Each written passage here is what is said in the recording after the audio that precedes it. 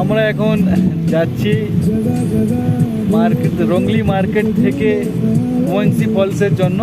এখানে মাঝখানে একটা জায়গায় অক্সিজেন কিনতে হলো, তো অক্সিজেন সিলিন্ডার এখন লিংথাম চেক পোস্টে যাচ্ছি এখন। তো এই অক্সিজেন সিলিন্ডার এটা কিনতে হলো, মানে এখন সিকিম গভর্নমেন্ট এটাকে ম্যান্ডেটরি করে দিয়েছে। তো বাই চান্স যদি কোনো প্রবলেম হয় তো যারা থাকবে তারা কোনো রেসপন্সিবিলিটি, তার জন্য অক্সিজেন সিলিন্ডার মাস্ট কিনতে হবে। তো এই অক্সিজেন সিলিন্ডার নিয়ে বসে আছি। অলরেডি ঠান্ডা লাগতে শুরু করে দিয়েছে, ম্যাডাম অলরেডি চাদর ব্যবহার করা শুরু করে দিয়েছে। আমাদের ড্রাইভার দাদা মানে গাড়ি চালাতে ব্যস্ত।